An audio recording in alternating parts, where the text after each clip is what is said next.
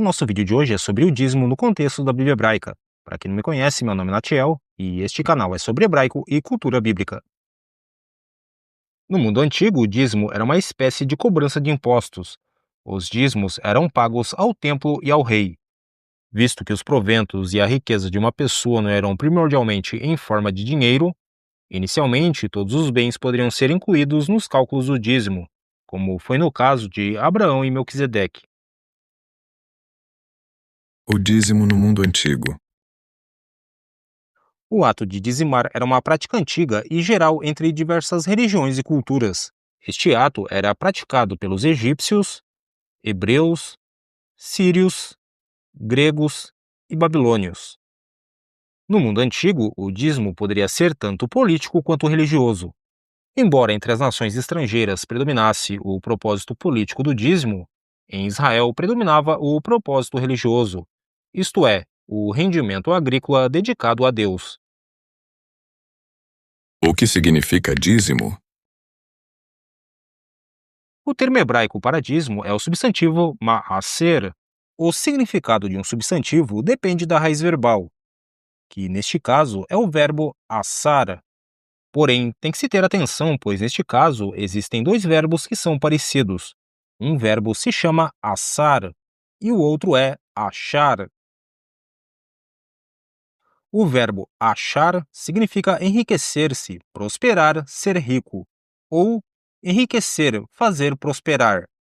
Derivado deste verbo, nós temos, por exemplo, o substantivo osher, que significa riqueza ou fortuna. Ou seja, esta raiz não possui nenhuma relação com a ideia de dízimos. Já o verbo assar significa cobrar dízimos, dizimar, ou separar, entregar e repartir.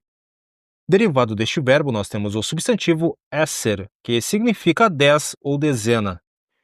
E desta mesma raiz, nós temos o substantivo ma'aser, que se refere à 10ª parte de algo, ou seja, o dízimo. O dízimo em Israel. Quando o povo de Israel saiu do Egito para se tornar uma nação, a tribo de Levi foi a única que não recebeu uma porção de terra como herança. No entanto, a herança deles era o próprio Eterno e, consequentemente, os dízimos de Israel. As leis do dízimo se aplicavam apenas a grãos, vinho e azeite. Posteriormente, a tradição bíblica expandiu o dízimo para frutas e outros produtos agropecuários. Um detalhe importante é que a lei dos dízimos se aplica apenas aos produtos cultivados em Israel, pois a terra de Israel era uma terra separada, como pode ser visto em Levítico capítulo 25 e versículo 23. Também a terra não se venderá em perpetuidade, porque a terra é minha, pois vós sois para mim estrangeiros e peregrinos. O dízimo envolve dinheiro? Os dízimos em Israel sempre foram produtos agropecuários, ao contrário de dinheiro. No entanto, existia uma exceção. Para se entender isso, você precisa compreender que na terra de Israel existia um ciclo agrícola que durava 7 anos. Sendo assim, o dízimo era aplicado da seguinte forma. No primeiro e no segundo ano, nós tínhamos o primeiro dízimo, ou Maaser Rishon, que era dado aos levitas. Os levitas separavam 10% desse dízimo, ou seja, 1% da produção total, e davam aos sacerdotes. Esse dízimo é conhecido como Terumat HaMaaser. Depois nós temos o segundo dízimo, Maaser Sheni. Nos anos 1, 2, 4 e 5 do ciclo sabático, esse dízimo era levado a Jerusalém para ser consumido em festividades. Se a distância fosse grande, poderia ser convertido em dinheiro e, ao chegar ao destino, usado para comprar alimentos e bebidas para a celebração. E esse é o único caso em que o dízimo envolve dinheiro diretamente. Também existia o dízimo dos pobres, Maaser Ani. No terceiro e sexto anos do ciclo, o segundo dízimo era substituído pelo dízimo dos pobres, destinado a órfãos, viúvas, estrangeiros e levitas. E no sétimo ano nós tínhamos o ano sabático, em hebraico Shemitah. No sétimo ano, a terra descansava e não havia colheita regular. Então, não havia obrigação de dízimos. No entanto, os produtos que crescessem espontaneamente eram de livre acesso a todos. O dízimo nos dias atuais.